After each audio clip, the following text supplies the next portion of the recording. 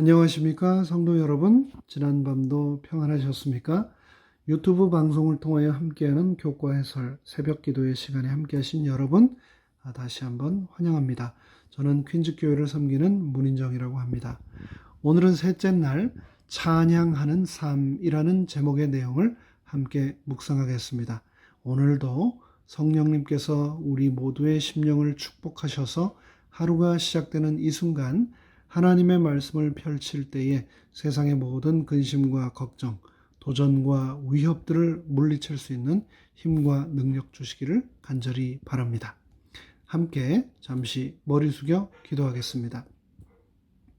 하늘에 계신 하나님 아버지, 오늘 또 8월 23일 화요일의 하루의 삶을 시작하기에 앞서 아버지 하나님께 머리 숙여 기도드리며 간절히 간구합니다.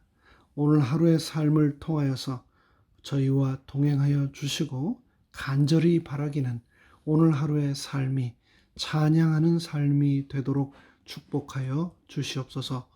예수 그리스도의 이름으로 간절히 기도드립니다. 아멘. 먼저 오늘의 본문 시편 145편, 조금 길지만 오늘도 마찬가지로 본문의 말씀을 먼저 읽고 시작하겠습니다. 다윗의 찬송시. 왕이신 나의 하나님이여, 내가 주를 높이고 영원히 주의 이름을 송축하리이다. 내가 날마다 주를 송축하며 영영이 주의 이름을 송축하리이다. 여호와는 광대하시니 크게 찬양할 것이라. 그의 광대하심을 측량치 못하리로다. 대대로 주의 행사를 크게 칭송하며 주의 능한 일을 선포하리로다. 주의 존귀하고 영광스러운 위엄과 주의 기사를 나는 묵상하리이다. 사람들은 주의 두려운 일의 세력을 말할 것이요 나도 주의 광대하심을 선포하리이다. 저희가 주의 크신 은혜를 기념하여 말하며 주의 의의를 노래하리이다. 여호와는 은혜로우시며 자비하시며 노하기를 더디하시며 인자하심이 크시도다. 여호와께서는 만유를 선대하시며 그 지으신 모든 것에 긍휼을 베푸시는도다. 여호와여, 주의 지으신 모든 것이 주께 감사하며 주의 성도가 주를 송축하리이다. 저희가 주의 나라의 영광을 말하며 주의 능을 일러서 주의 능하신 일과 주의 나라의 위엄의 영광을 인생에게 알게 하리이다. 주의 나라는 영원한 나라이니 주의 통치는 대대에 이르리이다. 여호와께서는 모든 넘어지는 자를 붙드시며 비굴한 자를 일으키시는도다. 중생의 눈이 주를 앙망하오니 주는 때를 따라 저희에게 식물을 주시며 손을 펴사 모든 생물의 소원을 만족해 하시나이다. 여호와께서는 그 모든 행위에 의로우시며 그 모든 행사에 은혜로우시도다. 여호와께서는 자기에게 간구하는 모든 자, 곧 진실하게 간구하는 모든 자에게 가까이 하시는도다. 저는 자기를 경외하는 자의 소원을 이루시며 또 저희 부르짖음을 들으사 구원하시리로다. 여호와께서 자기를 사랑하는 자는 다 보호하시고 악인은 다 멸하시리로다. 마지막 21절입니다. 내 입이 여호와의 영예를 말하며 모든 육체가 그의 성호를 영영히 송축할지로다. 아멘. 성경에 수많은 인물들이 등장하지만 그 가운데 가장 위대한 인물을 꼽으라면 이스라엘 백성들은 주저함 없이 다윗을 꼽습니다. 저에게 누군가 같은 질문을 한다 할지라도 저도 똑같이 다윗을 꼽을 겁니다.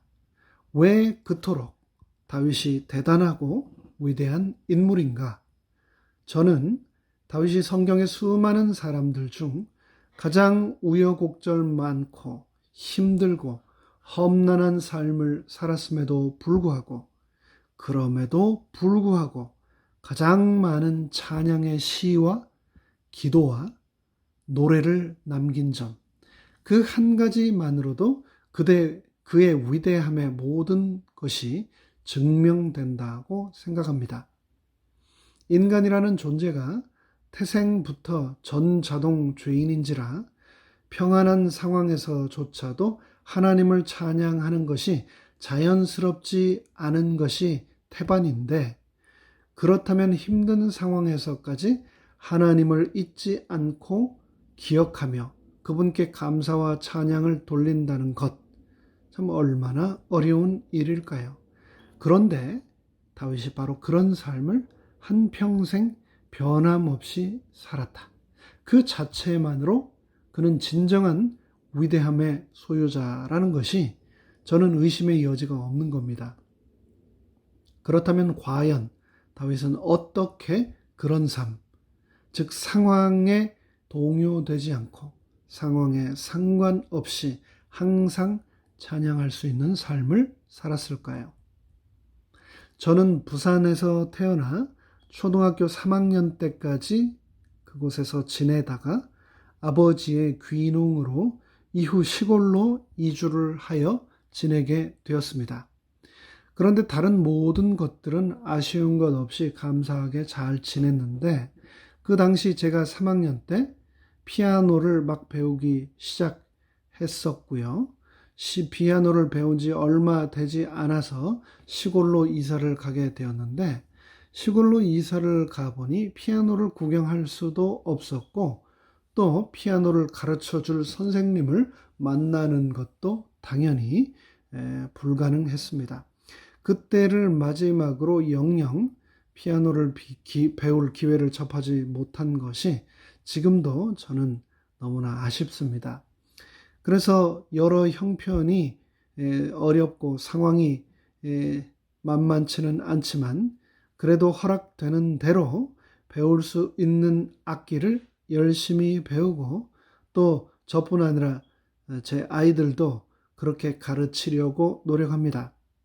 악기를 배우는 일, 또 악기를 배우는 일뿐 아니라 교회 혹은 여러 단체, 학교에서 우리가 찬양을, 합창을 할 수 있는 기회가 주어질 때마다 감사히 열심히 참여하여 동참하고 배우는 것은 참으로 중요합니다.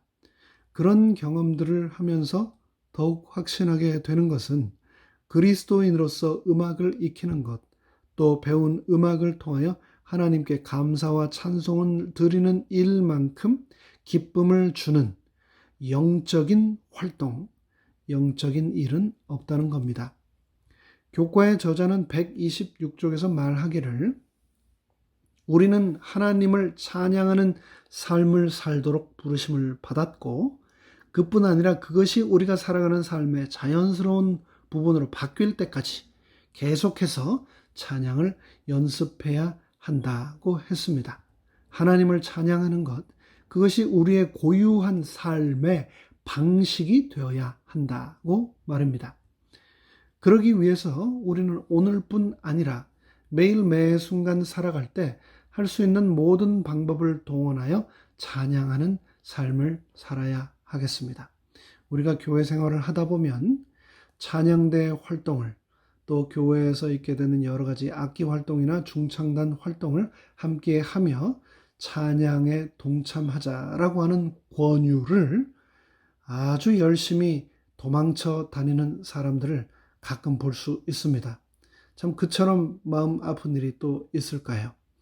우리의 마음으로는 찬양을 묵상하고 우리의 귀로는 찬양에 기울이며 우리의 입술로는 찬양이 흘러나오는 찬양의 삶을 살기 위하여 교회에서나 성도들 간에 주어지는 이러한 초대는 정말 엄청난 하나님이 주신 놀라운 축복의 기회라는 것을 기억하시고 절대 마다하거나 회피하거나 도망쳐 다니지 마시기 바랍니다.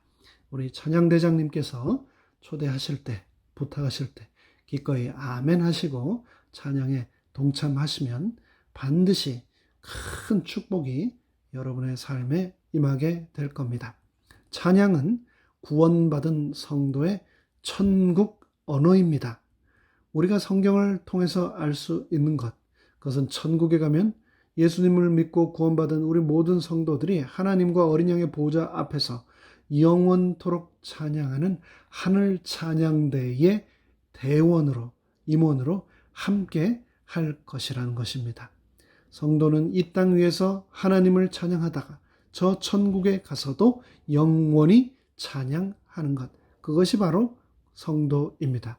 그러므로 우리가 이 땅에서 천국의 삶을 미리 맛보려면 바로 지금 여기에서 하나님을 열심히 찬양하는 것, 너무나 당연한 것 아닐까요?